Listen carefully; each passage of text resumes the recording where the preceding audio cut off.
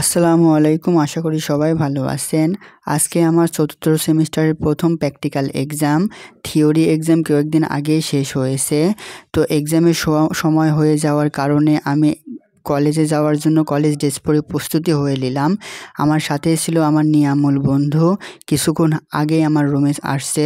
Ma'am কিছু practical project করতে বলেছিল, সেই জন্য সেই প্রজেক্টগুলো আমরা দুজনে মিলেই একে অপরের প্রজেক্টে দেখতেছিলাম এবং কোনো ভুল ত্রুটি থাকলে সেগুলো সংশোধন করতেছিলাম।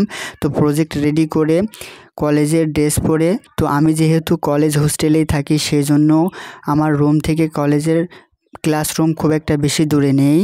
আমি আর আমার নিয়ামুল বন্ধু হাঁটতেছিলাম এবং কিছু একটা নিয়ে গল্প করতে করতেই আমাদের কলেজের ক্লাসরুমে চলে আসলাম।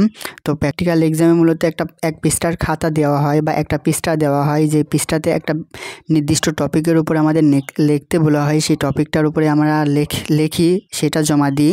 তারপরে আমাদের যেহেতু যেই সাবজেক্টের প্র্যাকটিক্যাল এক্সাম হয় সেই সাবজেক্টের তো এক্সটার্নাল স্যার এসে আমাদের ভাইভা নেয়। তো ভাইভাতে যদি আমরা ভালো অ্যান্সার করতে পারি বা প্রশ্নের উত্তর দিতে পারি তাহলে আমরা একটা ভালো মার্কস পাই, আর যদি ভালো অ্যান্সার না করতে পারি তাহলে আমাদের ভালো মার্কস দেওয়া হয় না। তো ভাইভা নেওয়া হলো। আজকে যেহেতু ওয়েব ডিজাইন অ্যান্ড ডেভেলপমেন্টের প্র্যাকটিক্যাল এক্সাম ছিল, ম্যাম আগে থেকে বলে রাখছিল এবং আমাদেরকে আগে থেকে একটা প্রজেক্ট তৈরি করতে বলেছিল। তো আমি তো অনেক এক্সাইটেড ছিলাম যে আমার প্রজেক্টটা আমি সবার সামনে শো করাবো। প্রজেক্টের উপর নির্ভর করে একটা স্লাইডও তৈরি করতে বলেছিল, যে স্লাইডটা দিয়েই মূলত প্রদর্শনীয় কাজ শুরু করতে হবে।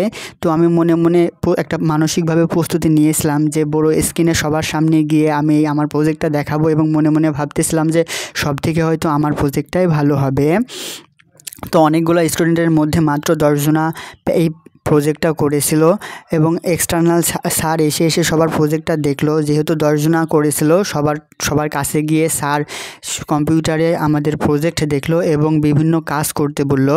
প্রজেক্টগুলো কি আমরা নিজে তৈরি করেছি নাকি অন্য কারো থেকে তৈরি করে নিয়েছি বা অন্য কারো তৈরি করা কপি করা তা নিয়ে দেখাচ্ছি, সেটা চেক করার জন্য বিভিন্ন কাস্টমাইজেশন বা পরিবর্তন করতে বললো। তো আমি সুন্দরভাবে সেটা পরিবর্তন করে স্যারকে দেখাবো। স্যার না ভাইভা রুমে চলে গিয়েছিল এবং স্যারকে ভাইভা শেষে বললাম যে স্যার আমি তো ভাইভা শেষে এখানে 45 নাম্বারের মধ্যে আমি 43 পেয়েছি। স্যার যদিও কাউকে বলে না, কিন্তু আমার এক ফ্রেন্ড আমাকে বলল, সে যেহেতু অন্য সাইডে বসছিল, মানে ভাইভা নেওয়ার সময় যে ও যেই সাইডে ছিল সেই সাইড থেকে দেখা যাচ্ছিল যে কাকে কত মার্কস দিচ্ছে।